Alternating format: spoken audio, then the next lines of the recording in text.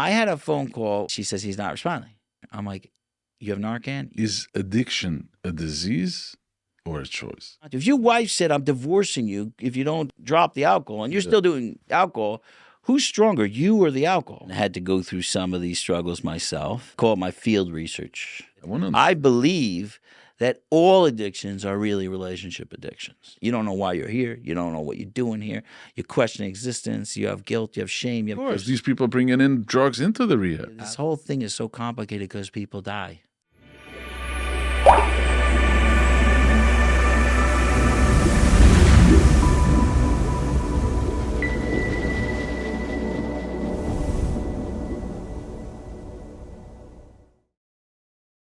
We have here today a special guest. His name is Sony Perlman. He's the clinical director of Our Village, which is a sober house for people who are in recovery, correct? Sober community. A sober community. And you're also a therapist. Yes. For a lot of years now, correct? Yeah. Going back like what, 20 years? My first job in the field is in 99 or 98 or 99, somewhere there. So we go back. And that was 27 years, 28 years. What are we up to? Wow. And that I was a little kid then. Was addiction the focus, or? Yeah, so I started out as an addictions counselor. You started out as addiction? Yeah, that's how I started. I went and got my first degree as an addictions counselor. And then I later became also a social worker. But it was actually, my focus was always in addiction. So what drew you to this field more than any other field? So it was mainly because of a very tumultuous teenage life. I was like, everybody calls me about their teenagers. I don't want to say I was one of them. I was my own person. But I went through a really tough time and had to go through some of these struggles myself. Mm-hmm. And then I call it my field research. Right. That was my field research, so I can know what everybody's talking about. Right. And then, I didn't know it at the time, but it turned out. Right. And then there was nobody, when I started, there was nobody in the frum world doing addiction work. It was not, it was maybe a handful. I could literally say the guys on my hand, that were doing it. And, I just was very passionate about it. I'm very fascinated by addicts. If I do, even without my personal thing, addicts are at a place where change has to happen. Mm-hmm. You could deal with someone, you deal with certain people you deal with, you're like, how much change are they going to do? They're going to do this, that. An addict has to completely revamp. Inside out. Everything. And the reason is because of the rock bottom, because they hit a wall? What is the reason? Well, they have something called the gift of desperation, which stands for God, G-O-D, gift of desperation. When you hit a point in your life where and we could go much further into addiction if you want, but you hit a point in your life where you're just desperate to change. Everything that you possibly have is lost. Yeah. You lost all your relationships. You lost your self-esteem. You lost everything. You're at the bottom, what they call rock bottom. Right. So you get this desperation, I need to change. So then when that point happens and you're looking for help, it's miraculous. Like I say, to my staff, I'm like, we're dealing in miracles. Everyone, we're excited when someone gets better, but every single person here is a miracle. And you say it's a sober house. Right now we're building a sober community. We're up to the 6th house. We're it's a community of people, maybe 50 to 75 people in the community now that are very, very connected to what we're doing. And we're watching miracles daily. So that, to me, I came in because of my own experience. I stayed in because of the miracles. Right. It's so special to be part of it. But what happened? What was the turning point in your personal life that you decided that this has got to come to an end, and I'm gonna take control of my life and my own, then go and become a professional advocate for these? I don't think anything ever happens in one blast, but I do have a couple of moments. There was a point where I hit a real low where I was literally, I want to say literally in a gutter. I was on the side of the street and I was kind of passed out and realized like there was nothing. This has got to stop. And there was a moment where I just looked up to God and said, like, if you could figure out how to pull me out, I will help people. Like, that's what I will do. That is crazy. But that was like early on, and then obviously forget about it afterwards. But yeah, how old comes were back. you at that time? Probably like 18 years old, like young, pretty young. You know what they say, that they didn't know that rock bottom has a basement. Yeah. It can even go further than rock bottom. I think rock bottom is a myth because everybody's like, oh, I hit rock bottom. Rock bottom is just when you decided to change. So wherever when you're in addiction, wherever you are, you're always at the bottom. Yeah, but everybody has a different rock bottom. Some people need to go to jail if they get rock bottom. I know people that went to jail and went to rehab and they went to everything and didn't hit the rock bottom until they got an infection in their toe.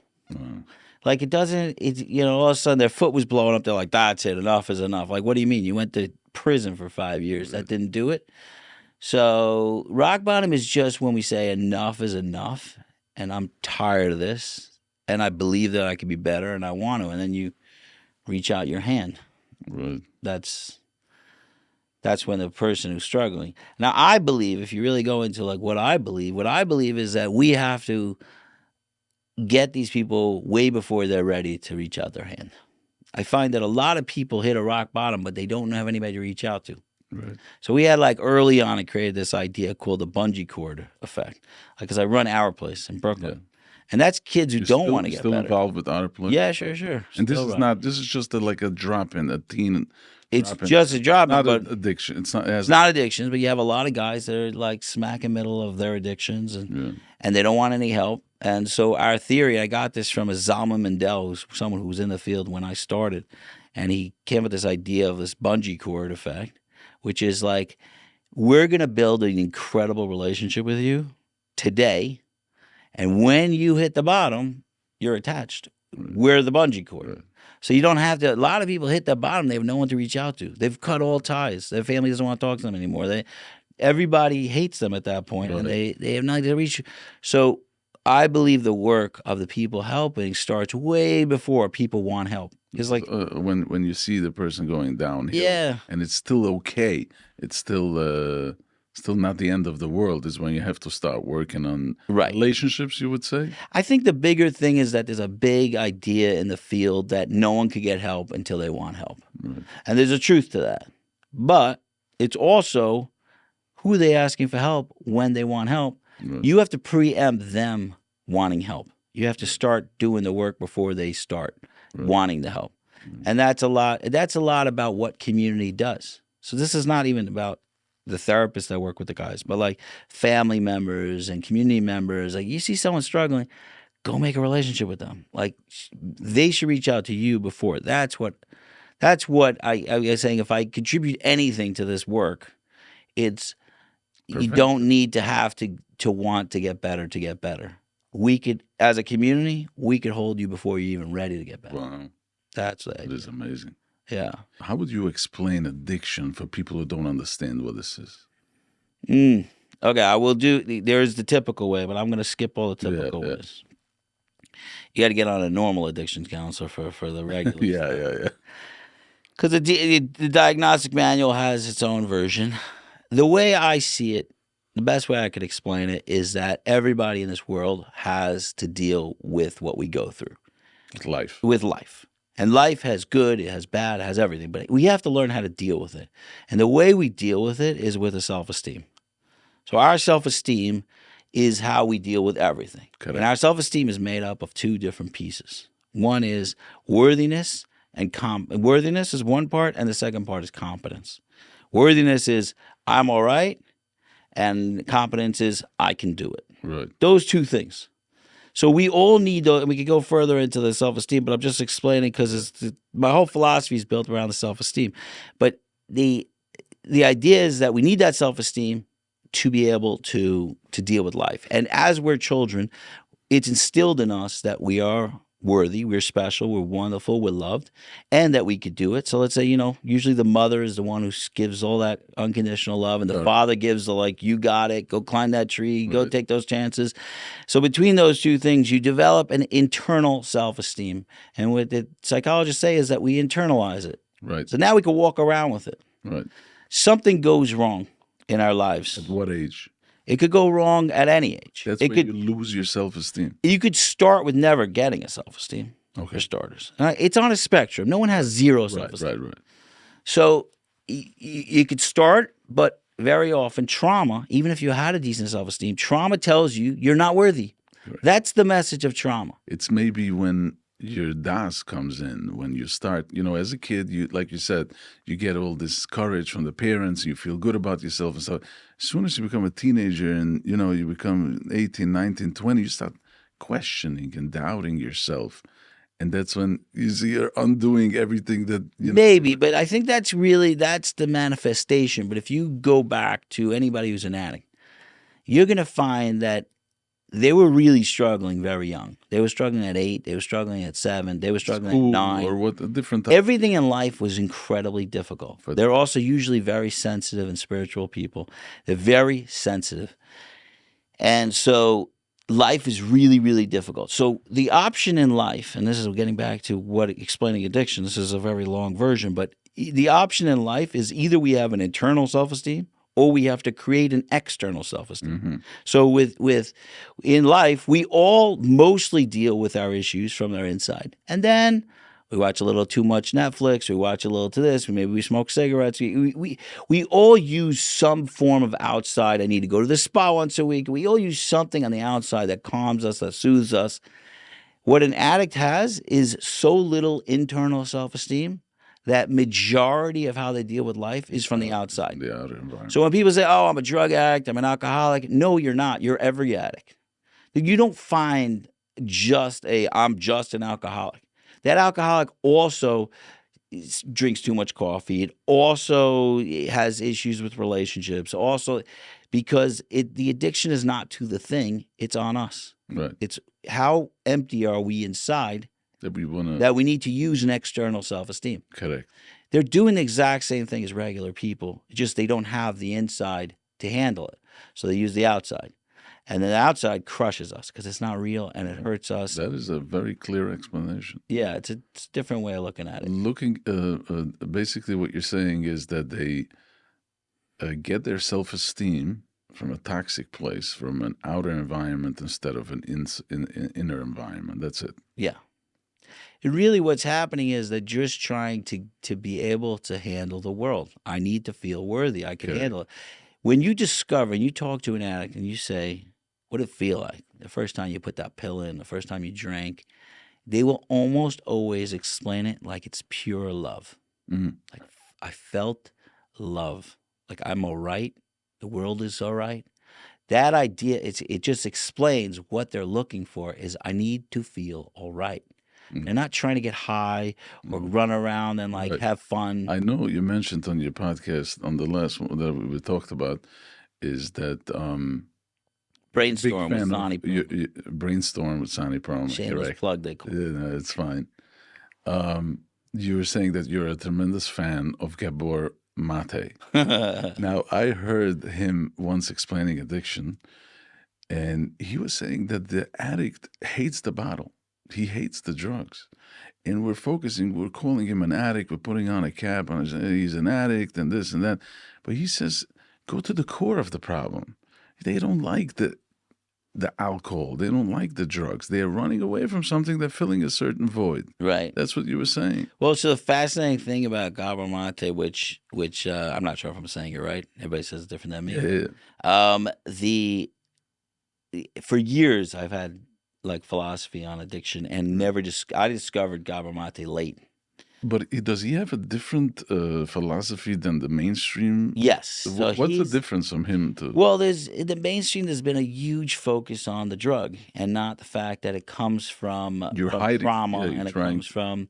So there's been a lot of hey, drugs are addictive. So if you stay away from drugs, you'll be all right. So the mainstream philosophy is don't walk on the side where the alcohol store is. Just stay away from it. Right. Even 12-step philosophy does not believe that. Like if you know AA and Yeah. they this idea of like there's an idea in 12-step philosophy. They say people, places, and things. You stay away from people that do this, and the places and the things. That's 12-step?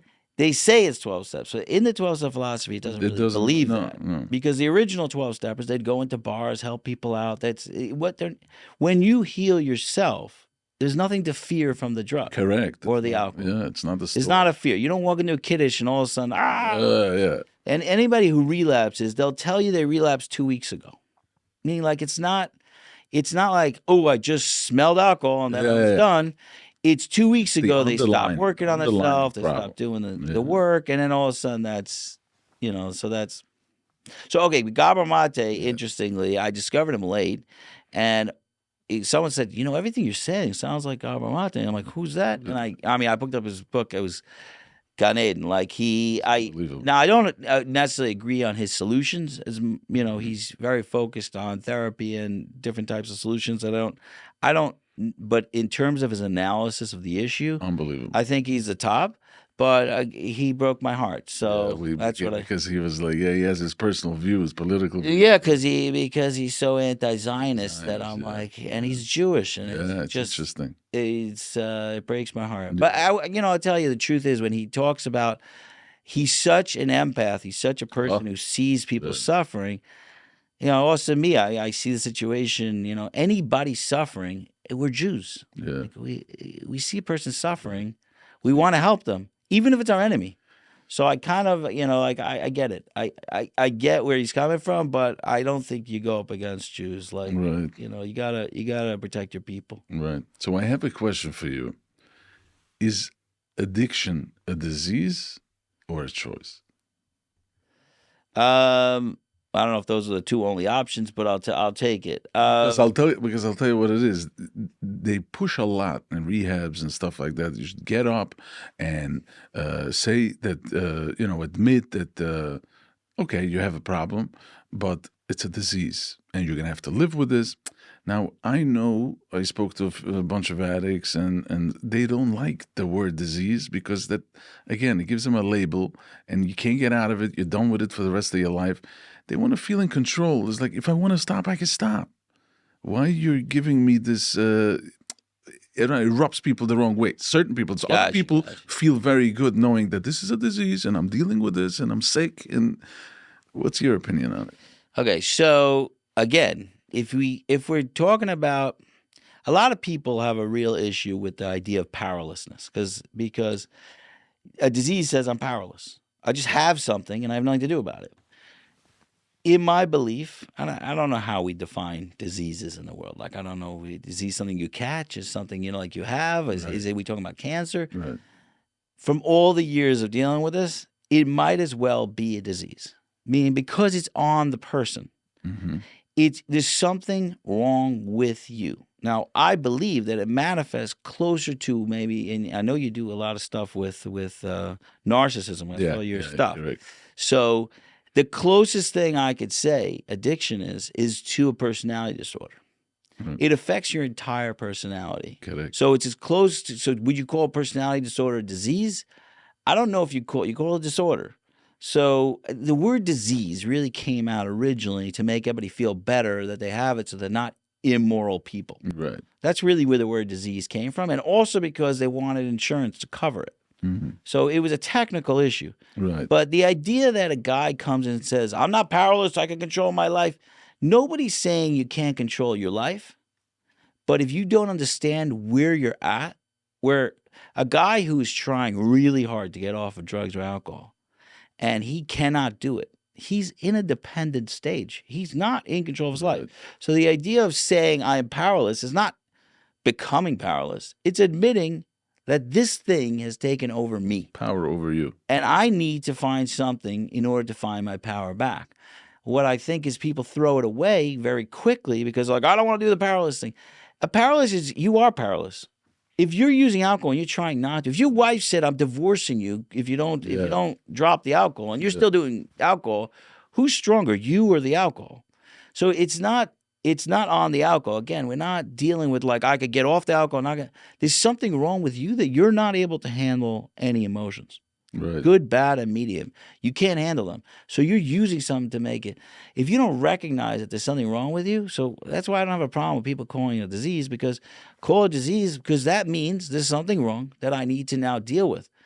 I do believe that you could heal yourself to a point where you never ever think about this stuff ever again the rest of your life. Right.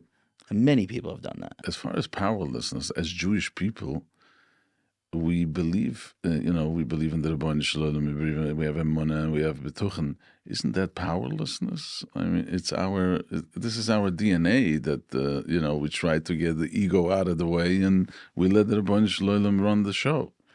Yeah, I mean, if you pull the veil away underneath, we're powerless. Right.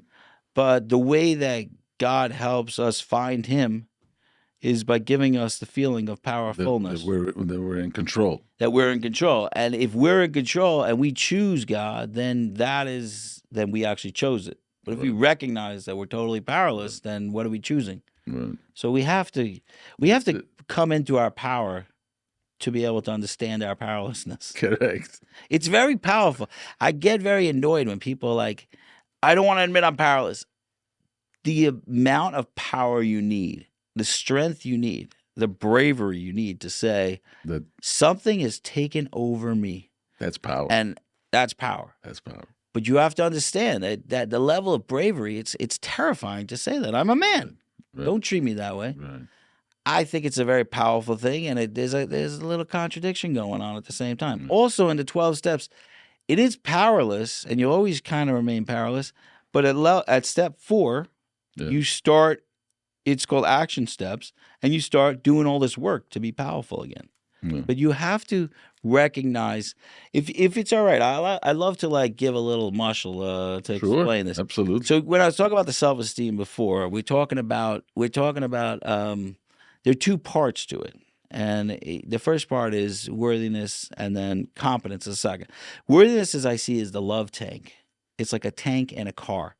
And you can have the best car in the world. That's your powerfulness. That's my competence. That's how I could do it. But if you have no gas in that tank, then that car doesn't work. Or it works for a mile or 2 and then collapses. The way addiction works is you don't have to focus on the car almost at all. Most addicts I've ever dealt with are incredibly capable people. And the second their tank is full, they're off to the races. Right. They're driving the best. They're driving whatever. I don't know what a good car is now. Yeah. The Tesla. Yeah. Not Tesla because they don't have a tank. But what I'm saying is they're driving the greatest car. They're driving a Maserati. That's what they have. So they know they have a Maserati. So you say, how do you tell me I'm out of control? Just look at my car. Well, your car doesn't have anything in the gas tank. So that's really what's happening is that if you want to understand addiction is a behavior. It's not a behavior. It's being stuck in a developmental stage where I can't deal with emotions because I don't even know if I'm supposed to be here. I don't feel worthy of living. I don't feel loved. I don't feel beloved. That's not how I feel. So I'm fighting to act like I'm all right, but I'm not all right. Right. So that first part, that gas tank is always empty with an addict. So all you have to do, so the first stage when you talk about powerlessness is realizing, wait a minute, I'm sucking my thumb. I'm a little baby here. Right. I'm a tiny little baby. I need help. And then the world starts helping you and starts filling that tank again and starts patching that tank with all the holes from the trauma and all that. And it starts filling up. And then you're back in your Maserati. So the problem is that people say is that, what do you mean? When I go to work, I kill it. I'm better than everybody else for a month. But why did it stop after a month? Because you ran out of gas. So what's happening is the powerlessness is my tank is empty. The powerfulness is I can't use my awesome car until my tank is full. So it's very, very powerful after you fill this tank. That's what I'm saying. Wow. If you're getting what I'm saying. It's amazing. Amazing stuff. Now, I was going to ask you, what role does stigma play into the world of recovery? Because the people suffer from what they suffer. And on top of everything, it's supposed to be underground. So they suffer from 2 things. They suffer from hiding, so the stigma is so big. I mean, in mental health in general, the stigma is people are trying to bring it up to the surface. But there's a 2-part of struggle that's going on in the world of addiction. That the rooms and this and that. It's quiet. People don't. Parents, families. It's a huge burden on the people who suffer. Yeah, it's interesting. I will tell you, when I first started, so like you mentioned before that I started a long time ago. This was unheard of. Yeah. If this happened in the community, no one talks about it. Right. I mean, level of stigma was like through the roof. Right. What I've seen happen, and I could split this between different types of addictions, but what I've seen happen is that almost every family is struggling with somebody. Like everybody's got a nephew or a niece or a parent or an uncle. Everybody knows. Everybody knows somebody, and I feel like the cat's out of the bag. Like everybody knows about it. So when it comes to alcoholism and substance abuse, I don't think there's, obviously the more intense your family is, the more hush of your family is, or more hush of you think your family is, or like the more like, I don't know, the more how seriously you take yourself, I don't know. It's definitely an issue. But I have found is that most of that is gone for this issue, like with alcohol and substance abuse. What I will tell you is that like things like relationship addiction, or sex addiction. So that was my next question. That is where the level of shame that people feel, because it's connected to morality. Correct. So when it's connected, you had a question interestingly before was like when we talk about the disease. Disease was a way that they said, hey, this is not a moral thing. Right. It's not moral to have cancer or not have cancer. Correct. You have it. Right. It hasn't really transitioned over to things that we consider immoral. Right. Like cheating on your wife is immoral. Right. You say, oh, you. So the level of shame that people feel from the addictions, the relationship addictions, and the sex addictions. Right. I don't know what you could talk about on your podcast. You can talk whatever. What I'm saying is, an open podcast. That the level of stigma there, it is so incredibly difficult to get better when shame is front and center. Correct, because it's holding you back. The joke I make is like you could have, it's not a joke, but it's sadly a joke, but when you meet a drug addict or an alcoholic who's in recovery, how long does it take for them to tell you that they're in recovery? Maybe 6 seconds. It's almost like being a vegan. You sit down with a meal with a vegan, they tell you like 5 minutes in, they tell you. Yeah. It's that close because they're proud of it. Look what I've done. I've overcome this. It became an accomplishment now. Right. It's like you're working on yourself. You can know a guy for 20 years. He'll never tell you he's dealing with a sex addiction issue. Right. You won't even know. Right. The level of shame. Now, if I'm trying to fix shame, what shame does is make us feel unworthy. I am bad. Shame says I am bad. Guilt says I did something bad. Shame is I am bad. Right. The level of shame that people feel, if I am bad, how do I recover? I'm not even a good person. Right. I don't feel worthy of even recovering, or I don't deserve it. I find what you're pointing out is so real and so true in those things. I don't really find it too much in alcohol. In substances, I don't find it. What about the gambling? Gambling also has a level of shame, but it's somewhere in the middle. Somewhere in the middle, because I remember this word there, degenerate. Is a you know what I mean? They used to have these. He's an alcoholic. I had a issue. I know a person who was struggling with alcohol, and this other person was just talking about alcoholics, whatever, in a very downgrading demeanor, and this guy, he didn't even know that the other guy is struggling with it. Right. And it was just the conversation was going in all directions, and this guy was like biting his lips, In the meantime, he's sitting in meetings, and he's sober for years, and he's working hard. But the way the guy was with zero sensitivity, just talking about these degenerates, and like it would be their choice to. That's what I'm trying to get, because if it's a choice, if who can be blamed for this? Can a teenager or a person who has a house and the house fell apart, can he be blamed for it? Like, you ruined your house? They can't be blamed, but it's a complicated issue because, especially you mentioned gambling addicts. Gambling addicts, one of the things that gambling addicts do is they destroy everybody around them's lives. Like money-wise, yeah, stealing, they stealing and taking like mortgages on their houses and taking their they'll do the kids' college craziest thing, funds yeah. and the amount of people that they hurt. I mean, it makes sense that people will be upset. very resentful and upset about that.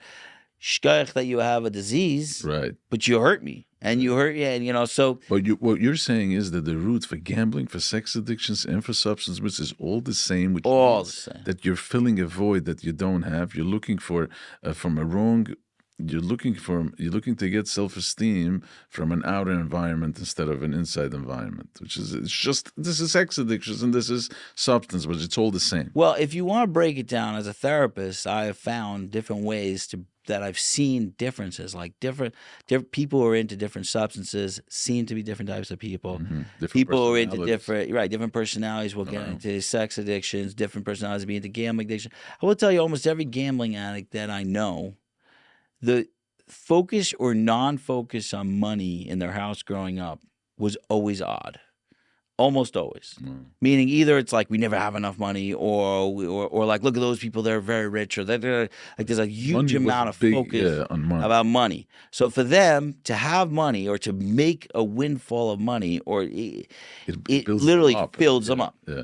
And there are other addictions I could go into analysis. Now, what kind of addictions do you treat? Do you specialize only in substance? Or you wouldn't touch, let's say, No, we do, gambling? because my philosophy is this: we do every addiction. Oh, so that means the sober house that you have and whatever, when you recommend rehabs and stuff like that, you deal with sex addictions as well, correct? Yeah.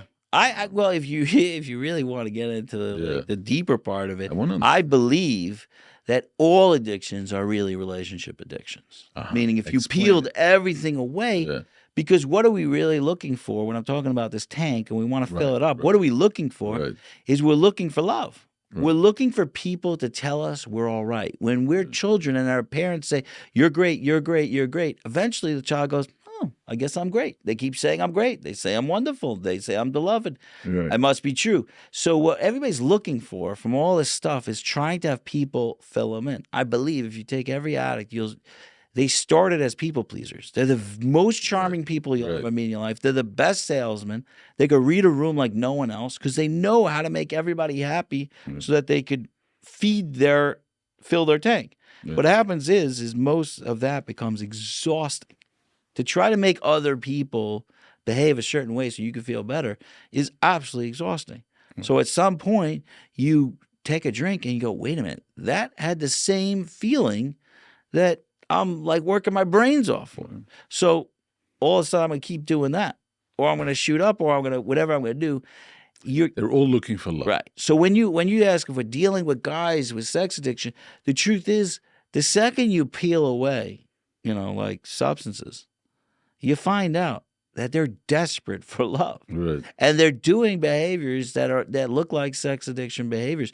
So it's almost impossible to not work with. I'll call them love addicts. I'm not gonna. I think sex is just one piece of it. Yeah. But you're gonna find that they're love addicts, and so to separate them, the only reason I would separate them is that they have a hard time relating. Oh, that's your issue. That's my issue. But in terms of the work we do, it's the same. It's the same work. And that is filling up their tank. The 12-step program, at the end of the game, we'll get to it, but at the end of the game, what do you do in the rehabs? The rehabs, they're sitting from in the morning till at night in meetings. That's all they do. They sit in meetings. And what did they talk about? They talk about the 12-step program. What is the 12-step program at the end of the game? Spirituality. Which means you're missing love, like we said before. Your gas tank is empty. Let's sit together over here and understand that we are powerless and there is a higher power, and surrender, and nothing has to be the way. We get your ego out of the way. That's basically, in a nutshell, what the 12-step program is. Am I correct? I mean, it's a very complex program, and I would say to narrow it down to just spirituality is minimalizing how important but it's and a huge special it is. Part of it, right? But I could say that it is a massive part of it. It is a massive part of it. Yes, right? The problem is this. if a child is born in this world and there's no parents around, there's no people around to tell that God loves you and that we love you and you're special. And, saying that you're special is saying God made you special. So, like, it's our muscle to what God is our parents. And it's our uncles and our aunts and our grandparents. That's what we think God is. The only way we understand the idea that there is a being greater than us that loves us unconditionally is coming from watching our parents and watching the people around us that love us. So now, technically, the nimshal is, hey, I don't need any of these people. I'm fully loved and I'm fully perfect, and that's true. It's 100% true, right? Yeah. The problem is that we do have our little child in us, and it is asking, am I loved? And God is hiding behind the curtain and not letting us know. Loving the parents, I always thought it was interesting that loving parents was in the Sarah's Dibros, is because it's right there. If we love our parents, the connection goes to God. It makes a connection. I very often find people like, their connection with God is off, and I'm like, what's your relationship with your parents? Let's talk about that. Right. And you'll find it's very similar. There's even a practice that we do that you could write down like God is and my parents are, and you'll find it's the same thing. You think you're of God as your parents. That's how we do it. So if you want to go very, very deep and say, oh, we really don't need anybody and we're fully content and we can live on top of a mountain as a monk and feel perfectly fine, gewaldig. It's a good mind exercise, but it's a mind exercise because all of us, the healthier we are, the less we need. But you put a guy, the worst punishment you could possibly do to him is put him in solitary confinement. Right. Everybody knows this. Right. They will go insane. We need this muscle all the time.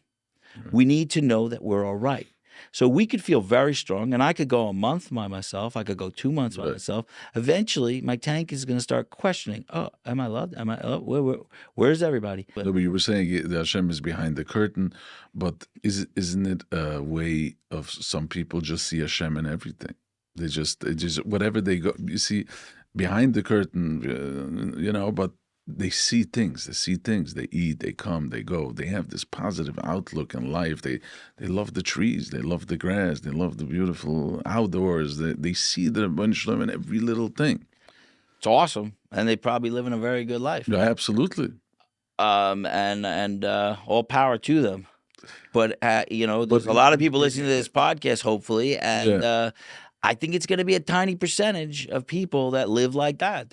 That's somebody. And I will tell you another little secret about people like that. Mm-hmm. They usually had good parents that told them that God is there, their connection. And they didn't doubt their love from their parents. Correct. Or the opposite. They had such bad parents that God became their only parents. Correct. This is also possible. That's a possibility. 100%. But the fact is, all of us, we're flawed beings. Right. And I don't think it's such a flaw. God made us in a way that we need people. Right. And those people fill us up. Yeah, for sure. So to say, we don't, like we could just have God, it's a level. You have to. Even in Bereshit, it says the story of creation is in 2 levels. We were created by ourselves, and we were created man and woman together. A part of us, Rabbi Soloveitchik has the most amazing essay ever on this, which is called Man's Lonely Man of Faith, which is one of the most amazing essays. But a part of us needs community, and a part of us needs to be alone and connected to God, just us and God. That's it. We have to fill both those parts of us. So, and also on your podcast, you discussed, and it was very briefly, but if you can elaborate on it a little bit, when you find, a client of yours or whatever, and you evaluate that person, you're saying that when you talk to the parent, you're telling the parent to, it's not taking blame for the situation, but definitely take a good look and see what role you played in this, on your whatever's happening to your child. I said this on my podcast. I think you did. I think. Oh yeah. No, I'm not a big blamer. No, but I think it was exact words, but it was like, I have to take a good look at a lot of times that when you talk to a parent, talks about their child, then you're trying to reflect. The parents will first see how he is doing. Right. Can you blame parent? I mean, is a parent tried his best and did whatever they could and really was trying at least to do the right thing? Can a parent blame themselves if they see things are falling apart? Doesn't really help to blame Of course not. yourself or anybody else. Right. But we are made up of our parents. I'm saying I find it fascinating that I've talking to people who are in their 70s and 80s, and they're still talking about how their parents raised them. Correct. I see. It doesn't go away. Yeah. Our most impactful years are when we're young and we're sponges and we're just taking First everything 20 in. years, right? Yeah, well, Freud, it's the first 2 years. You don't even have, Erickson maybe gives you 5 years. Yeah. I'm saying you have, Right. we're Jews, we believe you can keep reinventing yourself and all that, but Right. they have an enormous impact on us, our parents. Yeah. I think when we become adults, everything is our responsibility. There's no, meaning if a guy does a crime and then says, "Oh well, my parents treated me Right. bad," like shkayach, like Right. you're still going to jail. Right. It's not so. To understand that some of our patterns and things we're stuck on, yes, it comes from our parents. And if those parents are willing to discuss it with you, it could be there's a lot of healing that could get done between the parents and the person who's struggling. And by the way, the parents are struggling too. The same Correct. struggling. Correct. And there could be a lot of healing. The healing does not start from a blaming place. I'd be surprised if I said the blaming thing. Not blaming, but it was it doesn't between the line. to recognize where our patterns come from and to say, hey, every time I said this, or every time I was sad, my mother stuck a cookie in my mouth and I don't know why I have an eating disorder now, or some sort of eating problem. Like, you could find where it started, but to sit on it like this is the blame, you're not going to get better. Move on. Yeah. You're not going to get better. But you could say, oh, there it goes again. Oh, that was, that comes from my, my father used to say this every time of this. So I feel it. And then we could do healing. Sometimes that healing has to do with the parents. Avi Fishoff is a guy, hopefully you get him on your pod. Yeah. But he's a fascinating guy. But he believes, and I agree, that most of the healing that has to come from addiction could come from the parents. The parents, again, they're the marshal for love, for God. They are it. Right. So when they come back and they say, hey, listen, maybe we made mistakes here and there, but I want to let you know, you are loved. And they go back to that focus of like, don't worry, we're going to fill your tank. The parents are the most powerful factor to healing in a person's life. And people don't realize that. A lot of times they're putting it on therapists and coaches, and parents coming around and doing their own work and realizing where they could be helpful to our kids. It's the biggest impact. It's the biggest impact. Not even close. Number 2 is like very far down the list. Parents are top of the line. But I don't think anything I don't see too much healing from blame. No, at all. Sure not. Blame is sure not the right thing. Now, as far as what's the ratio that you see in your experience, the difference between men and women in addictions? Is it 50-50? Is it less, more, boys? Well, I mean, I deal mainly with men. Yeah. We're just opening the first women's house, which is exciting. Which is going to be here in Muncie. Yeah. Everything's in Muncie. Like a sober house. Yeah. It's a community, so you need a women's part of the community, and we're very excited about it. But, and me personally, I am like old school, like Avram and Sarah, the men should work with the men, the women should work with the women. We have a boys' hour place, we have a girls' hour place. The girls are run by women and the men are like, so there's the Lighthouse here in Muncie. The Lighthouse run by women. You're involved with that too? I'm involved. You're involved in everything. Runs it. Yeah. I'm involved. I'm helping because I'm very excited about what they're doing. And Alex, who runs it, wants to pay me, and I let him give me a steak before Shabbos if I do any work for him. So I get paid in meat, old school, Right. But and he's doing great stuff. So the fact is, I get a lot of phone calls about women, and I do pass them along.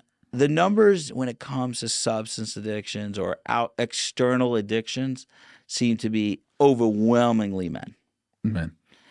But That being said, I think women are struggling with a lot of internal type of addictions that are doing some serious damage to them, which is like codependency, love addiction, That type of thing. that type of addiction. A lot of that stuff is not manifest in a way where you like point at him, oh, that guy's about to die, that girl's about to die, but it's destroying their lives. Right. And so there is a tremendous amount. And the ages are from young girls all the way to women with children, with families, and Yeah, it's not. It doesn't discriminate. Like right. addiction. Like again, here's another piece of addiction that I'm gonna throw at you, which is different. I believe it's a spectrum. Meaning, I believe right now I'm sitting here with you. We're both addicts. Okay. We're just not dysfunctional addicts. Well, I don't know about you. Okay. We'll find out. Yeah, you But- talk for yourself. Yeah, yeah, I'll talk for myself. Yeah. I'm not a dysfunctional. I'm a very functional addict. What does that mean? Let's say if we took the ratio of external self-esteem and internal self-esteem, I probably have a 70, on a good day, 80% internal self-esteem, and a 20, 30% external self-esteem. And I like to play on my phone, and I like to this, and I'm hawking, and I'm looking at Instagram reels, and there's no purpose for this. I can't have an argument that if I watch enough reels, I'll be better at marketing. I don't have an argument. Right. I just feel alone, and I feel empty, and I'm filling myself up by spending time. And it feels good. And it feels good. So what I'm saying about this is that there are times in our lives where we could actually become full-blown addicts if our external, like for example, and this is where I like to give the Shiva example, which is how our whole program is run, is that when you lose someone you love, that hole in your tank, it just like sucks everything out. You don't know why you're here. You don't know what you're doing here. You question existence. You have guilt. You have shame. You have all the terrible emotions. And all of a sudden, you went from being someone who was a healthy person to You let go. you're very unwell. You're very unwell. And we treat you as if you're an addict. We surround you with love. We come in. It's a Shiva house. You know, like our village, our rules are Shiva house rules. Meaning if someone's broken, we bring it to them. Right. We don't tell them, get up, go get a job, force them. We bring them enough love to build them up so that they could get up and go out on their own. And that's what we do during Shiva. But there are points in our life where we're so down, things have happened so bad, that our addiction levels could go up. So it's not a stagnant thing. So when you ask, like, so the addicts we're talking about, like that are extreme, they're like, have almost no internal self-esteem. They're like 80, 90% of external.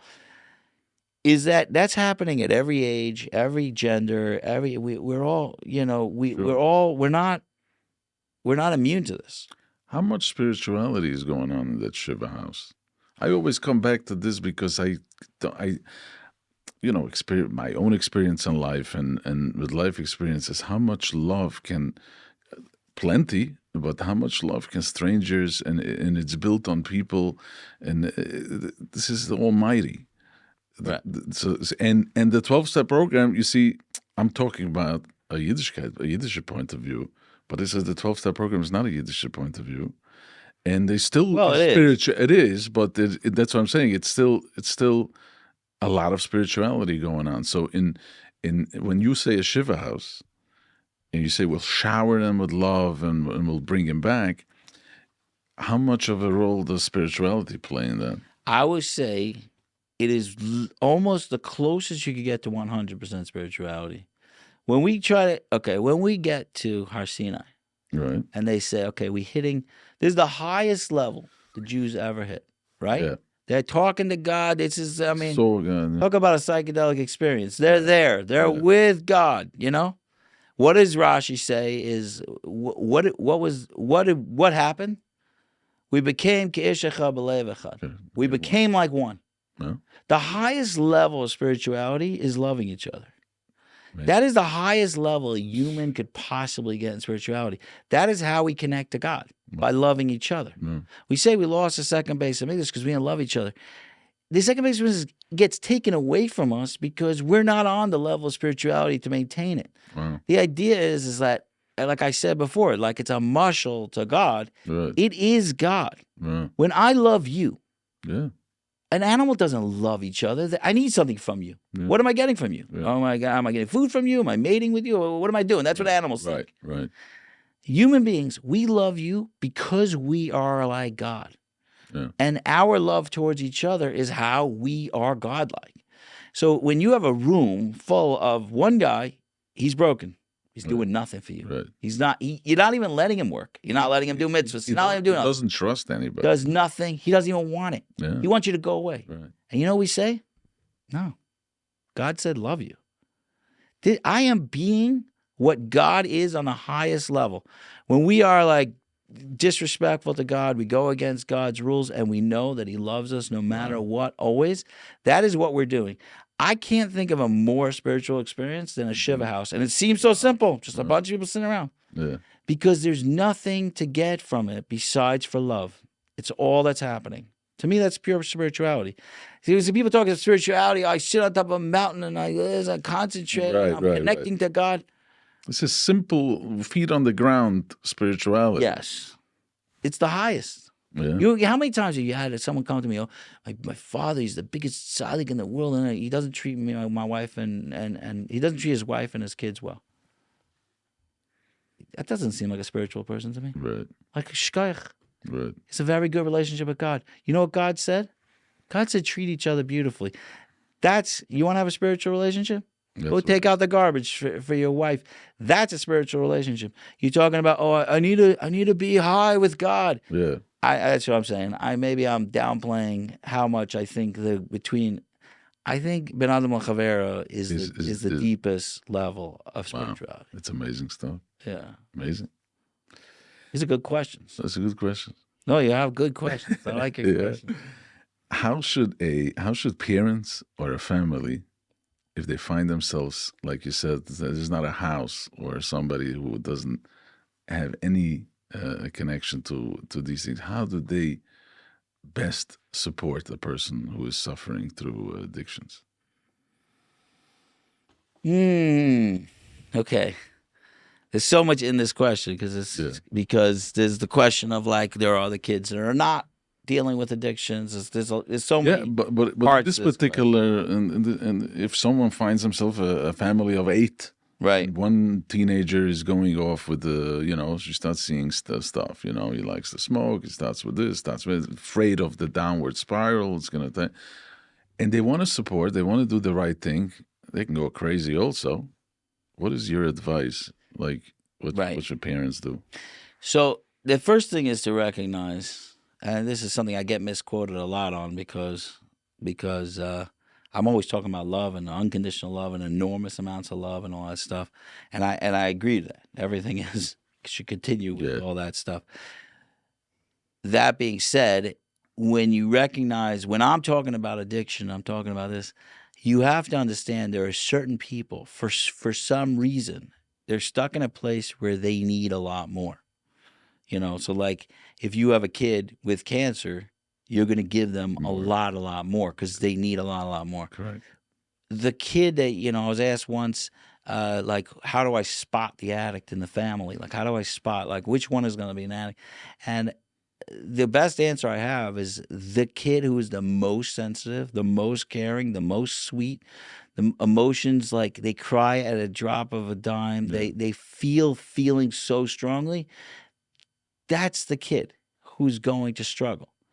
They're spiritual. They're connected. They believe that the world is supposed to be good, and they're shocked when it's not. Yeah. Most of us are like, hey, the world's not such a great place. You project your thinking, and it's fine. You live in the oil of a shaker, Right. They're in a much deeper place in a sense where they're able to, they like believe, hey, the addict says, it's not fair. It's not fair. Correct. So like, what do you mean it's not fair? Grow up. Yeah. But a baby knows, like, it's not fair is like, it's supposed to be perfect. Like you said, we're supposed to just connect to Hashem. We don't need other people. No, the world is the world. And so when you spot the kid in the family, and you're talking about kids and teenagers, whatever, you spot the one who is feeling so powerfully. And all that, you have to realize that, first of all, you're going to have to be a little more sensitive with this kid, but also realize that this person's tank runs out a lot faster than everybody else's. So you have to up your game when you're dealing with people who are struggling with addiction. And you have to realize that they're going to test you and keep questioning whether you love them or you don't love them. And a lot of the work we do at the houses is the same work you could do at home, is that there is two parts to our job. Since we talk about the tank, there's two parts. One is the patching, because there's a lot of holes. They've been hurt for some reason or other. So there's a lot of patching, and then there's filling. And the best way I could explain, the patching is always from tests. They will say, they'll steal a car and go smash it into a tree. They didn't do it on purpose, but it's a test. Do you still love me? That's a very extreme example, but it's happening constantly. Yeah. You sit down with me. Oh, you're hanging out with them, but not with me. They're literally. Makes so much sense. It makes a lot of sense. So they're testing all the time. The way to put patches is to pass the tests. We don't pass every test, but we pass them. We try to get out of the details of what they're doing to hurt me and go, oh, he's just asking for me to convince him that he's loved. So I'm going to pass this test. And the more tests you pass, the more this tank is getting patched.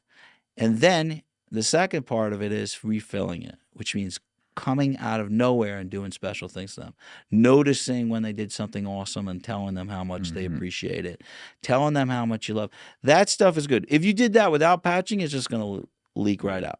Like, I tell them I love them all the time. I always tell them I love them. And they, yeah, but you told him you love him. But when he left the cereal out, you yelled at him. You're like, whatever.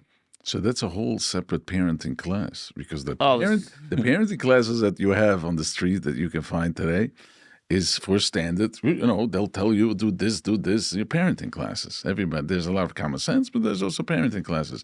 This one, you said something very profound. This is not so simple. You are saying in every family there are going to be one or two kids who are just the softies. These are the people, the spiritual people. It has nothing to do with the parents. It's just the way they look at the world. It's going to affect them in a certain way, and they can fall into addictions. And now they're testing your patience. Right. So this is a whole new class of parenting, how to deal with these type of kids. Yeah, it's the good question. You can get the good answer. Listen, parenting classes are frustrating. I was just watching on the Meaningful People podcast. You're talking about standard parenting classes? They're frustrating because I have 4 kids. How many kids do you have? 3. 3 kids. They're radically different than each other. Every child is. Yeah. And they're radically different than all the other kids I've ever met in the world. Right. So how are you giving me a class? Like a general class that everybody understands. Yeah. You want to give me some ideas. Right. You give me some ideas, but like, hey, it makes no I got this kid, and this kid needs this, and that kid needs that. And it could be the exact opposite. Right. The frustration, I'm giving you a general, like, overwhelming scope of an idea. But if I tell you, okay, this is what I just said is good for every single kid, go do it. Yeah. It's crazy. And most kids are regular kids. Right. Where if they make trouble as a teenager, you just say, you're grounded. And they go, shoot, I'm so mad. And they go to their room and they're fine. Yeah. I'm not saying you can run around and be like, you don't worry, whatever you do is special and we love you. No, the way we know that we have to not do the grounding is that we tried that grounding on this kid 10 times, 20 times, and every time he gets worse. Yeah. Most kids go, oh my God, and they on the phone, my parents hate me, and I better shape up, and I got to wear this, and they fix themselves. Avi Fishoff has another marshal, I'll say it. He says that if a guy's driving the wrong way on a one-way street, you go over to him, hey, you're going the wrong way. 90% of people in the world are going to be like, oh, shoot, and I didn't realize, and they turn around, they go the other way. 10% will be like, I'll go whatever way I want. That's your addict. Yeah. Like, that's the one you're going to have to do it differently with. Right. So don't everybody needs to go through every test, and everybody thinks of me as a big softie, I believe. Yeah. It just, once in a while, you get someone. If you get a kid with cancer, I always found that, like when you have Camp Simcha, right? Yeah. And it's Camp Simcha, they have this canteen. Yeah. Where they could take all the candy they want in the world. You ever heard of worse chinuch in your whole life? I mean, imagine. It's open. Open, go crazy.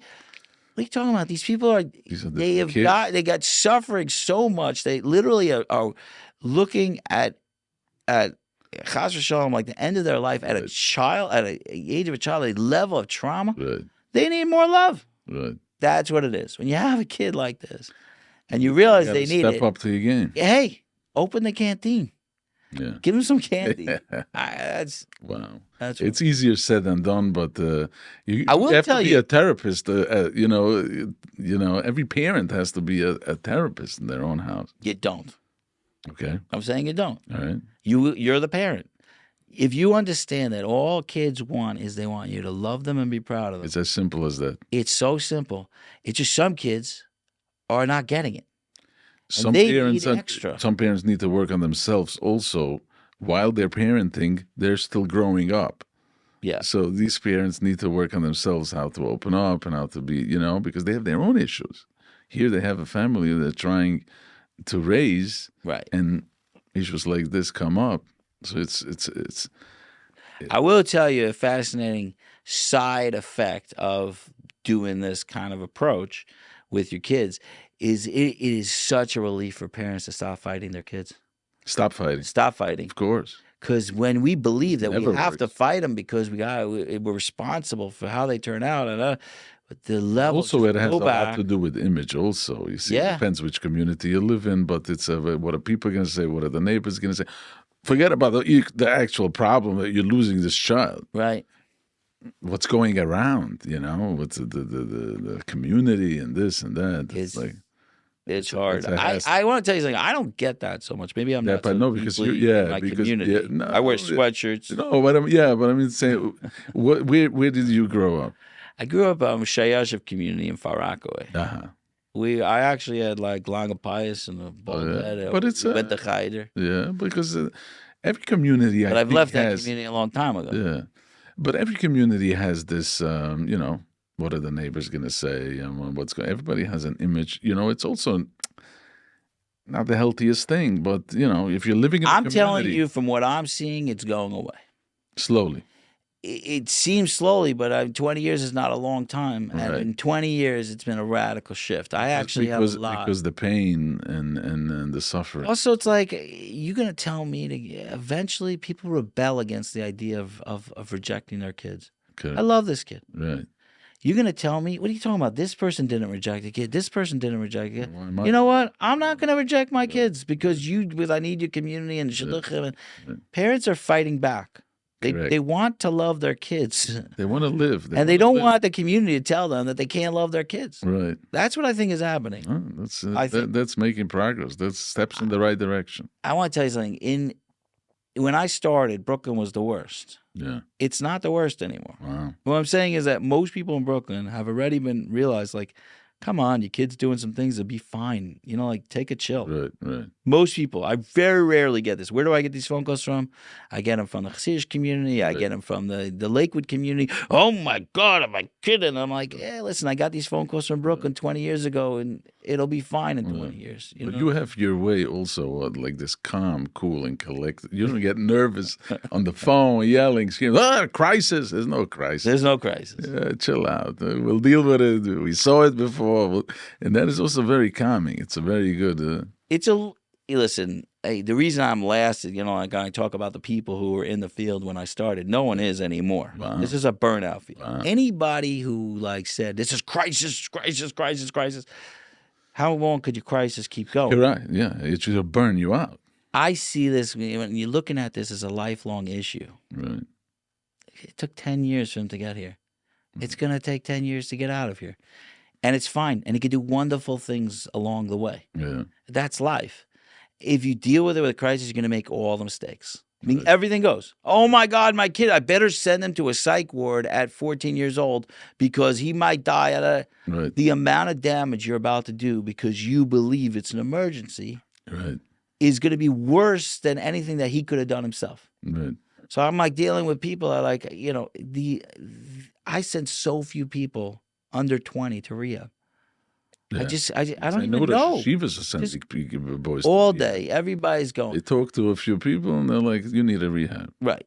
So you're dealing with an emergency. Now this guy is going to go to rehab. He's going to learn about the real drugs. Right. Learn about the real stuff. And The way I feel is that if a person does not cry and running on all fours to the rehab, it's never going to help. Just because you send him there and you give him, it's not, he has to want to help himself. He's saying, "Listen, I'm stuck. I'm in a bad place." Like, he wants something. He wants to fulfill it from a different place. I think you're mostly right. The problem is those couple of people that everybody knows were forced in and they did good. They ruin it for everybody. Yeah. They ruin it for everybody because there's always a couple of exceptions that they got forced in and they're like, thank God my people forced me in and I did great. Right. And it's 20 years later and they did great. And so everybody's like, oh, it worked for them. It worked, I would say if I pick a number, maybe 10% of the time, maybe that it works. That was my next question about intervention. What is that? I mean, intervention? Can a family get together and like this person is all over the place. He doesn't want to listen to you. His head is not here. And the whole family gets together in the living room and they're like, okay, you're going. Or whatever, you get some professionals involved. Is it helpful? What's the process? So let's say if a person, the entire family and the loved ones believe that he belongs in a rehab right now. What is the intervention the way to go? So I find much more damage from interventions than good. Wow. Because, again, if you're understanding addiction the way I do, which means an enormous lack of love, Correct. you have everybody standing around the room and saying, we're about to pull away your love from you, because it always comes with a threat. Right. Like, well, but the threat is that the rehab is a jail? Like it's no, it doesn't matter. If you don't do what we say, then we're not giving you this. We're cutting off this. Everything's getting cut, which this is their only tether back to a community is their family. It means every person who loves this person, their boss, their therapist, everybody who loves this person is now saying, you're out unless you follow our rules. Every bit of love you felt is all conditional. That's what they're saying. So you would advise against intervention. So I don't do interventions, and I'm not a big fan. But that being said, and I'm going to say but. Shimon Russell was my original. I don't know if you know Shimon Russell. Yeah. Get him he on. Speaks about the teenager. So Shimon Russell was my original supervisor. He always said, when you say but, you're negating everything before that. Just said. And I do believe that there's something called a love intervention, which you get together with a bunch of people. And change the language. It's not even a threat or anything. It's just we love you and we're really having a hard time seeing you struggle like this. Okay. And if you died, it would kill us. We're not doing anything. But we want to let you know that we're here and we'll do whatever you want to get help. Whatever we have to come up with money-wise or this way, we want, because we're seeing this and it's not under the rug. We love you and we're here for you and we're going to do whatever it takes to help you. We're not going to force anything, but we're here. Here we are. Right. So in a sense, I do believe that it's a good idea to like get, like a lot of times everybody's like hiding under the rug. Oh, we don't know what to say to him. We don't know like if we talk to him, he's gonna reject us, and it may be true. Backfire, yeah. But if you come in with a lot of love, they're going to hear, oh my gosh, the people who love me want me to get better, which is a message of love. We want you to have a good life. We need you in our life, and you're affirming that. So in some senses, intervention's good, but the language has to change and the threats have to go. Right. Because also, I don't like sending people to rehab unless they're dying to go. Mm-hmm. But I will tell you, this whole thing is so complicated because people die. Just this At the end of the game, there was another case this week? Yeah. What, I from deal... fentanyl? From what? Whatever. I don't want to give out too many details, but I was sitting with that guy a couple months ago and begging him to like do something for himself. And he's just like, I'm good. I don't want to do anything. I've been in and out. I've done this. I went through, and I'm like, it's possible you're going to die. This is not a joke. This does not end well. It's not something that's the problem. You have a choice. Go, don't go. If not, you'll be a little bit off the... This is death. Right. So to tell people, hey, guys, it's not an emergency, and then you keep hearing about deaths in the community, it's a hard one. The problem is you can't deal with it like it's an emergency, but it's a kind of an emergency. Kind of an emergency. Right? So I'm saying it's a complicated one. And when people see me so calm, they're like, why are you so calm? Right. I just know that it's not helpful to not be calm. But your job is Hatzulas Nefushes. It's not a joke. It's not just you're talking and trying to help people out. You're sugarcoating. This is severe stuff. It is.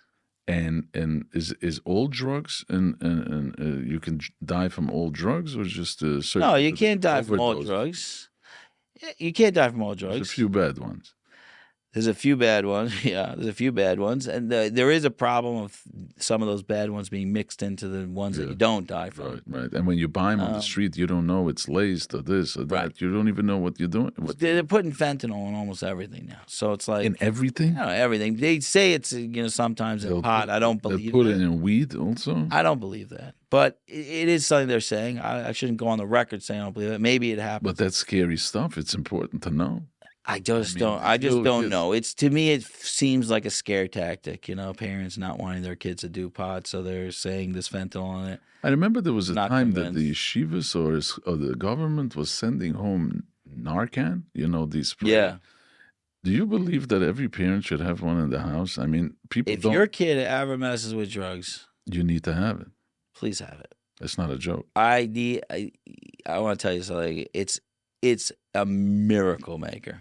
That I know. I have people myself have to be brought trained somebody what? back Where? from death with Narcan. Where do you It is keep the it? craziest thing. Where do I you have them keep it? all over. In my business. No, but where do you you Put keep them in it? the medicine cabinet. Yeah, everywhere. I'm saying you put one in the medicine cabinet. I was in a rehab once. I visited, and I saw they have Narcan in the rehab course. because these people bringing in drugs into the rehab. Absolutely. It's crazy. I have everybody who shows up to my office, I give them some Narcan. So I'm like, here, take it. Just to have them in the house. Listen, I'm not in the world of like Hatzalah, but what they Right. do is incredible. Yeah. But if you There's have a no chance, time. There's no time till Atzula comes, right? listen, the truth is, in our communities, Hatzalah will be there so 2 fast. seconds. It doesn't matter so much. But if you're, I don't know, if you're going camping or something, if anybody is messing with any drugs, They should it have. doesn't hurt at all to stick it in their nose and spray it. Oh It's my nothing. God. It does nothing. Yeah. I've done it to myself. It doesn't do Crazy. anything. It only helps. In the old days, a heroin overdose was just death. Yeah. There was just no way. Right. Now it's a miracle. So I mean, listen, this is not my soapbox, but it's it doesn't hurt to have it in the house. Gee. And It's most people scary don't stuff. need it, but Yeah. I mean, some people are in denial. They don't even know what their kids are bringing home. Right. This is also a subject for itself. no, I had a phone call. I was actually camping, and I got a phone call from somebody I was dealing with his mother, and she says he's not responding, and I said, like, send me a picture. She sent me a picture. I'm like, you have Narcan? Yes. Get it in his nose. I'm too scared. I literally start walking, get closer. I walked her through the whole process. Wow. I say, you got Atzala on the line. She got Atzala on the line, and she shot Narcan. And the guy's doing great today. What I'm saying is, Wow. he was dead. I'm talking gray. I'm talking no pulse. I'm talking no breathing. It'll bring you back. It's. Listen, and we knock big pharma a lot, especially after COVID. Right. But there's some miraculous things out there. Listen, I don't think that the answer is going to be keep Narcanning people. Right. But I think education is missing. A lot of education in this field is missing. What A kind lot of education? Like, let's say, Narcan or about how to deal with this issue. I don't think there's enough. People know about it. People know there are people who take care of it. Right. But people should You're know a right. little I bit think more. the bigger issue is, who do I call? Yeah. Where do you start? Where do I start? Yeah. And I get, enormous amount of phone calls. And I'm like, I'm just one guy. Yeah. It happens to be the Jewish community. Everybody calls everybody. That's all they call it. Whoever is They're calling yeah, everybody, yeah. and hoping people answer. Right. We do have a couple of organizations that are helping out in this, Right. but it's There are some individuals also who are on the low. They're yeah, under the radar, but they help out. yeah. There was one guy who was telling me that he doesn't want to, people, he's not in the public eye because the people who he talks to, sometimes he meets people and said that he doesn't want to be affiliated with, you talk to him, then you're having you're dealing with this issue, Yeah. I'm sure you have it also. I have it also. It's fascinating. They had a while ago. They had I think Ornava was doing a Shabbaton or something? no. They were doing a calendar, and on it they were people were able to dedicate a page, Right. and somebody dedicated a thank you page to me. Uh-huh. And I was like, You just outed yourself. Yeah, you Like, just said you something. sure you want to do that Yeah, in public? yeah, Like, yeah. but yeah, I mean, it's It's a concern for some people. I don't Also, get again, because as many brachas under the chuppah as you probably get. Much more. okay, yeah, exactly. When That they, is when they give me bracha under the chuppah, I'm like, wow, this like, family's really progressive, you know? right. Credit to them. Yeah. Would you be able to walk us through a day in the sober house? How a day? Yeah, it's pretty simple. How does that go? It's pretty simple. Okay, so the sober house it's also you're just living life. Correct. So they're It's not rigid. It's not like a rehab. Structure, right. and this and that. Everybody's supposed to work 9 to 5. You wake up. There's No, you find them jobs? Yeah, we help find them jobs. help That's find- probably the hardest part of our It job. is very hard. Especially because they burn every bridge that we could possibly make. It's like everybody's like, But- yeah, I'd love to hire them. The community would hire, right? People are nice about it. The community is amazing. Amazing. I mean, Amazing. people, individuals are like tzaddikim, mom. There's no. I'm talking about individuals. Yeah. Some people are like bend over backwards for for another person. No, their mom is amazing. I'm like absolutely amazed because these guys, they're hard to hire. Yeah, sometimes. Yeah. Some of them are amazing. And this is a business. It's money, and people are Is it what part of? Oh, for me. No, for the business owner to hire somebody who is, Yeah. you know what I mean? Is like, Listen, there are tzaddikim. Big There's chesed. an organization, like there's organizations popping up to help these guys with getting jobs, and there's a whole group of guys. I give them a shout out sometimes. They call the Neighbors. They built the Neighbors. Shlomo Reichman, Simcha Hyman. They built like this organization with a bunch of Baal Batim helping these guys get jobs and all this cool stuff. The community. Our whole philosophy is the communal approach. So we're trying to bring in layers and layers and layers. Like when somebody walks in, they're being surrounded like a shiva house with 100 people loving them at like day one. God's work. Goal. Mama's God's work. Yeah, it's awesome.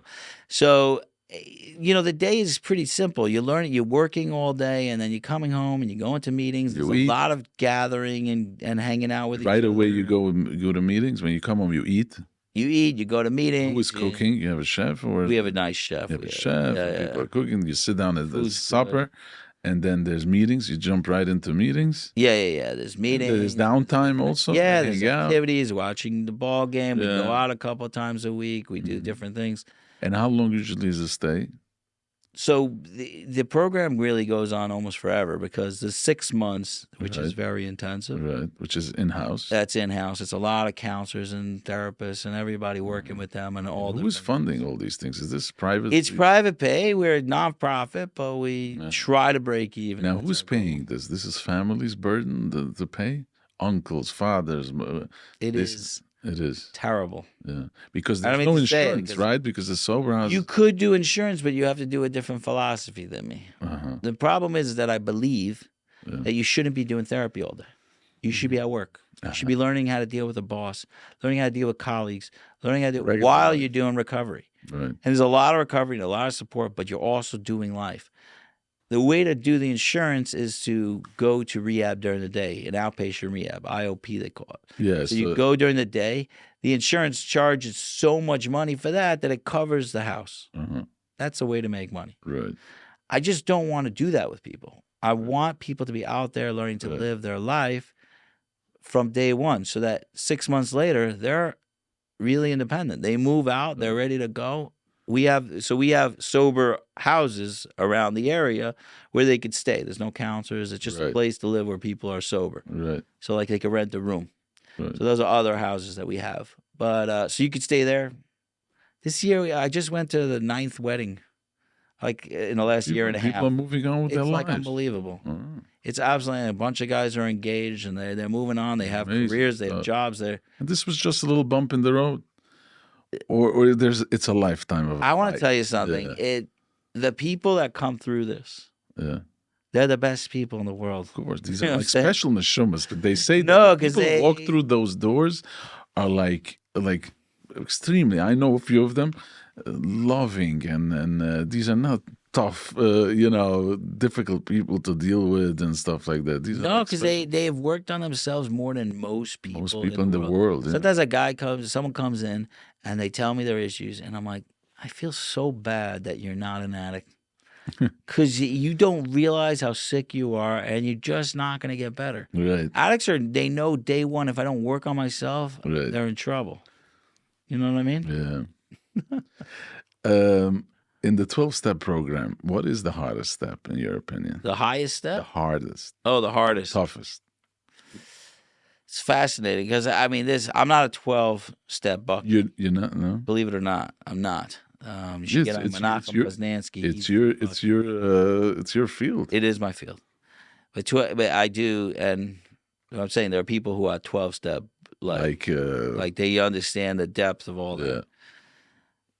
It's not What I it's not so believe- simple, right? It's complicated. I mean, It's a very okay. So one of the beliefs of the 12 steps is keep it simple, stupid. You know, that's Okay. the KISS is the yeah. keep it simple. Yeah. The answers to problems are pretty simple. They're just not hard. They're just not easy. Mhm. There's difference between easy and simple. Mm. So simple they are. Hey, believe that there's a God that loves you. That's simple. Yeah. The hardest thing in the world. Right. So what I'm saying is that each step is incredibly hard, but they're also incredibly easy. And like, oh, I get that. That makes sense. What I'll do about that. going back and asking for forgiveness It's brutal. from years ago? You're talking about But I don't think it's the hardest step. that is not even the hardest. I don't think it's the hardest step. I think it's a step that a lot of people avoid, but I don't think it's the hardest. Because of shame? Yeah, it's as embarrassing as anything. It's really hard. But they say that in order for it to work 250%, you have to go through every single step. Right? You can't have 11 steps. Right. Well, okay. So when you break down the steps, I do believe it's only 3 steps. So there's the first stage, which is your connection to God, Right. and then your connection to yourself is the next from 4 to 11, Yeah. and then there's your connection with people, Right. giving it back, which is the 12 step. Right. It's like giving to other people. Right. So which works very well with the stages that I work with in my community, which is I believe that the first 3 steps is like filling the tank. Mhm. It means that I believe that I have an issue and that God's going to help me and he's going to take me out of this. He wants to help me. He's going to take me out. All that is about believing in worthiness. Right. Now, I didn't work for it. The beauty of the 12 steps is that a lot of people come to us as a front person in addiction, and they believe that Hashem loves me because I do Negovasser in the morning. Mm-hmm. That's their belief. Mm-hmm. Yeah, I'm using a silly Yeah, example. yeah. But if I behave well enough, then Hashem loves me. In the 12 steps, and it's a very Jewish idea, Hashem loves you no matter what. It's a question of you open a channel for him to come into your life. That's Right. up to you. Right. It's not like Hashem. Hashem is infinite. He can't love you less. I mean, I guess he could. Right. He doesn't want to. Yeah. So the idea of the first 3 steps is believing that you're loved. Now, that's, to me, is the hardest steps. Even though they say the 4th step is when we start working on ourselves and writing all the things. That's the car. Right. That's the Maserati. That's just the working on yourself. People want to jump to the 4th step before starting. If you get those first 3 steps solid, the 4th until 11th is not that hard. The only reason the 4th step they consider the hardest step is because people didn't work on themselves. They don't feel worthy yet. So now I got to work on myself, and then I feel like I want to fill up my tank all the time. Right. So that's what's going on. The most important step is the 12th step, though, The 12th step. because giving it doesn't stay unless you give it back. Yeah. So that's giving back. That's the 12th step. Right. If you want to look in further, pick up the Yeah. big book. Yeah. What a role does mental health play in this in the recovery? It's everything. This is a No, mental health issue. But is it a mental health issue? Because there are people who don't have serious mental health issues. They just fell into addiction. I believe that addiction is a mental health It's a issue. mental issue. I That don't- means if you fall into that category, that means that It's a developmental disorder. That's what I call it. right. So it's I mean, it's in the DSM, which makes it a mental Right. health issue. I don't know how to separate mental health from addiction because it's Right. all in your head. It's all It's connected. all in your mental health.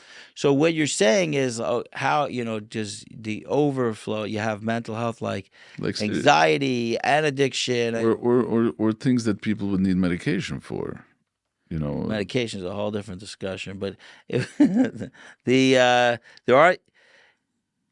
are people that take medication for addiction. Yeah. And to stop drinking, there's all kinds There's of all different medication types. that makes you Right. I'm not a big fan. You're not a big fan of what? of any medication to really help these things. These things. There, It has to be mindful. we got to work on ourselves. Now there's an argument to make that medication will help you work on yourself. But the idea of being dependent on a medication for almost any of these things is something that I just don't think it heals you.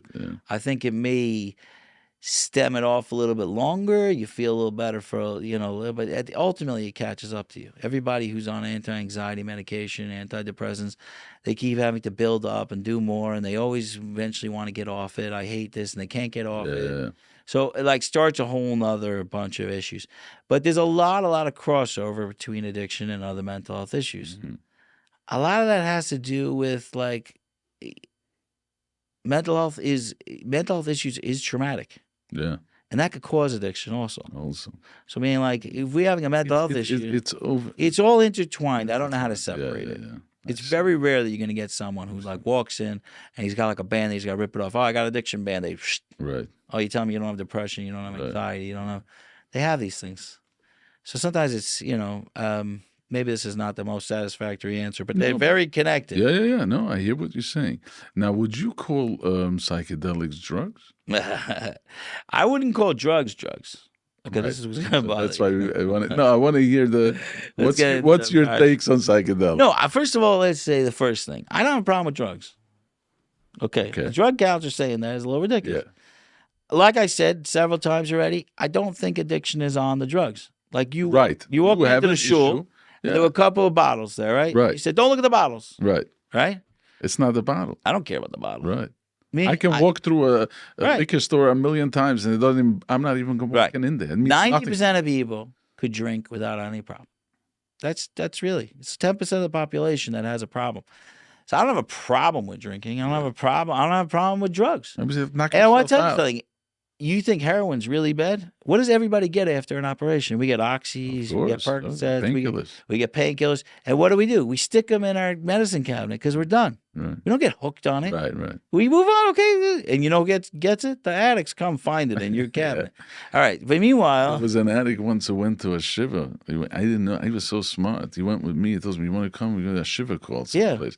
So he comes to the shiva call, and he's asking one of the people who were sitting shiva, they were sitting after their mother, and they were asking, your mother was sick, right? She was sick. He says, yeah. She says, do me a favor, I have a tooth problem, a huge problem. Go into the medicine chest and bring me all the painkillers over there because, it's just my tooth. Right.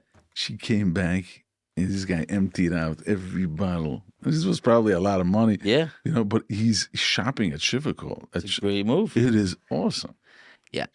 The reason that it's one of my biggest arguments that addicts that tell me like, oh, it's about every addict I know that is addicted to pills knows that if you walk into any house, you'll find pills. Of course. Now, if it's on the drug, everybody would finish every pill they had. Addicts don't leave around pills. Right. They finish them, and then they need more. Right. So most people can handle it. So for starters, I don't really have an issue with drugs. I think that they all have a purpose. I think painkillers are a good idea after you get a surgery. Right. I'm like, oh my God, don't do painkillers. If you have an addiction issue, then you can't do painkillers, right? So that's an issue. Right. So when it comes to psychedelics, like let's get this ayahuasca is controlled, in a class, whatever. Right.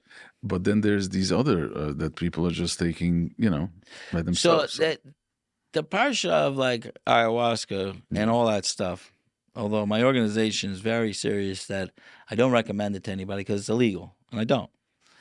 But I do talk about it because there's a lot of new research coming out and a lot of amazing stuff coming out, and I have some of my own experiences with it, so I have a lot of opinions on it. First of all, it's not your typical addictive substance. It's not. It's not addictive at all, right? No, it's not really addictive. The only reason I'm saying that is because I do believe people get hooked on the idea of feeling better. So they keep going back and back and back. You're not supposed to go back like so many times? I don't think you should. I think that... How many times do you think is if someone wants to, whatever, ayahuasca? It's it's case by case, I would say. But even if you were doing it, I think if I hear of a guy going more than once or twice a year, then he's already getting. It's getting crazy. The idea of the psychedelics is that the best way I could describe it is like, again, back to Harsina, like, you get inspired. You get really inspired, but now you have 40 years in the desert to like work on that inspiration. Right. You know what I'm saying? Like, you need to get a kickstart, and that's it. so if you got to keep getting the kickstart every single month That's or not a every good week, sign. it's too much. And what I think this is a bigger problem than just psychedelics. We're in the belief, and it's a very addictive belief, that something is going to fix us. Yeah. It's going to be therapy. It's going to be this type of therapy. It's going to be that. It's going to be ayahuasca. Some it's kind gonna of be substance. something. Still something. I'm not all right. outside. Right. And I got to be fixed. And that's what you want to uproot. That's right. So the problem is that first of all, you are all right. You're not feeling all right. Maybe you got to work on your feelings and make this. You're all right. Let's start from there. That's a very important thing. You're struggling with feeling the all right that you are. Right. You're all right. So the idea of like, I am bad and I need to fix it is a trap, and people are chasing all the time. They're going, and it's not just ayahuasca or ibogaine or all of these other things. It's that belief that I could turn myself into someone else who lives in a utopia, who feels good all the time. Or that other person can help me, or this and this thing is going to help me. Right. You want that person to find it from inside and become independent on his own. Yeah. But also understanding that life comes With a lot of heart and a lot of struggles and good. difficulties. And it comes with all that, and it's fine. So what I'm trying to do is like that line. I pray to God not for a lighter burden, but for larger shoulders. Like so I could handle that burden. So we're building ourselves up. We're building up our resilience to handle life. But if when you walk out of an experience like a psychedelic experience, and you just feel like I'm better, Yeah. and then a week later, you feel like yourself again. Mm. Now, what do you want to do? Okay, well, maybe you see it like a lightning in the storm, and there's a direction out, and I know I could feel better because I felt better. So I could go in that direction and start feeling better and better progressively. That's the right move.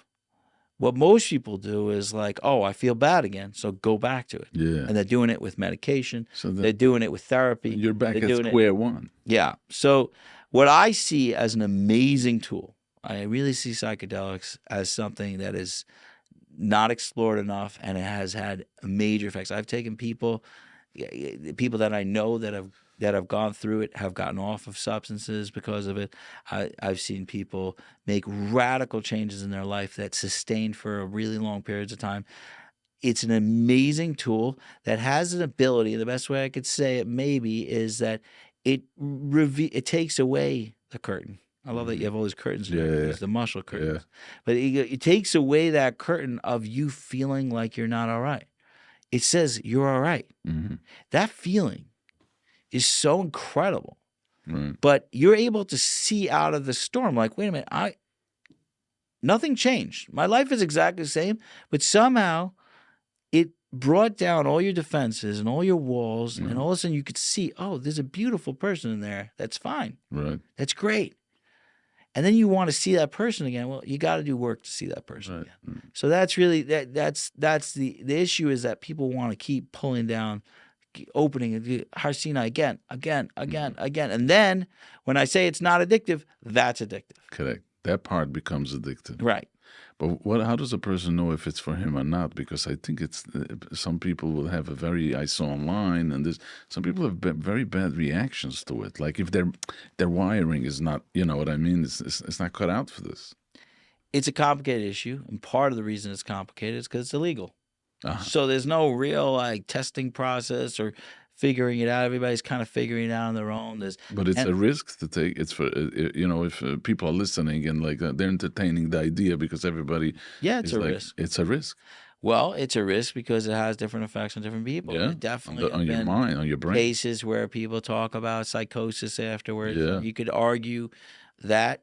You could definitely argue that. There are practitioners that are giving out this medication that should not be. Yeah. They're giving it out in ways that are irresponsible. Yeah. They're not on top of it. So because it's illegal, it's done in a million different ways with no real real supervision. There's nothing in it. So yeah, it's a risk. Will I say it's as big a risk as taking oxys? Probably not. Right. That's a scarier risk to me. Right. But there are issues. There are even physical issues. You could actually get a heart attack if you're on certain medications and stuff like that. If things are not done properly. Yeah. So it's a very, very potent. All these things are very potent. They're very powerful, and everything that's great could also be terrible. So these things have to be monitored. You know what I'm saying? Not everything is for everybody. Yeah. Wow. So, but I do have very good experiences of my own, and I've seen good things. To me, it's enough that it should be explored much, much more, and hopefully it could be another tool in the toolbox of everybody who's trying to help. Wow. That's what I hope. That's my hope for it. I'm going to wrap up here. Well, I'm just getting started. What is the most horrific story that is stuck in your mind that you saw in all these years? Oh my God! All right. It really touched you to the core. Hey, I don't know. Well, I'll say a couple things. I mean, it's for sure going to be death. I find it very hard to see anybody's situation as too bad because I really am an optimist. I've seen people come from the absolute worst places and do amazing. Like, so it's someone comes in, oh my God, I lost all my teeth and I'm this and this and that, and I'm like, you're about a year away from being fine. That's kind of how I say it in my brain, because I've seen 5,000 people look like this guy and they're doing fine. They're doing fine. So like, so even though I've seen stories that people would be like, oh my God, that's horrible, I'm only sad if they don't want to work on themselves, but it's not, they don't strike me. So the deaths happen a lot. One particular death, comes really hits me hard as a guy I worked with a while ago. And the week before he died, we went through how many programs he went to. It was less than a week, like 3-4 days before he died. And I was really, really close with him. And I was and we came up that we went through 42 programs, right? And I paid for most of them, the truth, because his mother was not very supportive of it, and his father was gone, and like he really had a difficult life. But this is somebody. Why it make me so more sad than most people who die? I mean, every single one literally crushes me. How you get up the next crushes me. If there's one thing that makes me want to get out of this field, it's the death. I don't know what to do with it, and I don't know how to console myself. It is horrific to watch a young person die before their time. And the family and is loved, and it's so incredibly painful. It's unbearable. There are points where I can't even go to the shiva. Like I can't even watch the pain. But that's not good. But he really, really, really wanted to get better. Like I'm saying, 42 programs, and no one forced him into any of them. What happened? It was an overdose? Yeah, it was an overdose. He kept going. Not an intentional one. No, I don't think so. No, he wanted to live. You never really know with overdoses, but it's generally non-intentional. And it really just strikes me as that he just didn't have the community to land in. I mean, like I think about him when I built my program here. He didn't feel loved. He didn't. And he just didn't feel it. He just didn't have that community. And he went to rehab, each one. And it feels good to go to rehab because in rehab, you're loved for a little bit. Yeah. But then you leave. Yeah. And you're not loved anymore. Yeah. And then you collapse. And then, so you really, the answer to me of all these things is the community that embraces you when you're like, I don't know if you could put the camera. I'm really loving this statue you have here. Yeah, I don't know how you put this camera. It's like this holding. Yeah, I want this. I saw it. I grabbed me this. Yeah. I want that. Okay. I need you to tell me where you got that. Yeah. It's so containing. Yeah. I love it. Okay, I love it. Yeah. But I keep looking at it. I don't know if anybody can see it. Whatever. It's in the cameras. Not even the cameras. There's a beautiful things. So if you're not coming back into a container of love. Yeah. I don't care how many programs you go to. I don't care. Like I see people just try their best. Come out of rehabs. They go to detox rehabs, and then they get lost in sober houses all over the United States. And it's like halfway, coming in, coming out. It's not what you're describing. Yeah. Like a community, a And Shabbos. people tell me, and "Oh, you people- run a sober house?" I'm like, "What are you talking about?" This is the most important part after rehab. This is not a sober house. This is a full, loving community. It's an Community. immersive Yeah. experience of unconditional love. Yeah. You're fully immersed. Yeah. This is not a sober house. Some guy's making $800 a month, Right. but you in a bunk bed. That's not what's happening here. It's full and intense unconditional love is the highest level we could get to. Mm. To me, that's what's needed, and that's like It's unbelievable. no, I don't know. So when I think about that guy, I just it like, and it's been so many. It's been so many. I don't really remember the bad stories until people ask me, Right. because the good stories way overweigh. Right. So many good. Right. So much. many. And that's what keeps you going. I mean, that Yeah. motivates you every day to get out of bed. Well, to do this. tuition really keeps me. One final question. Who is your role model? Who is my role model? It's a very hard question. I have several role models in my life. You want me to say one or? One is fine. So the two role models that I have in my life is Chaim Glantz Mhm. and Trisha Tia. Okay. And they're both. How do they make an impact in your life? So Chaim Glantz is someone who hates when I talk about him. Okay. And Robert Herbst is also a very special part of my life. I have a bunch in the past, but they're not alive right now. But Chaim Glantz is someone I work with for the last 25 years or something like that. Mhm. And he can't stand if you talk about him or gets any accolades or anything. He doesn't have to have the perfect life. It doesn't matter. He completely sees himself as a Kaylee to help the community. And it is never about pressure. I just want to follow his example.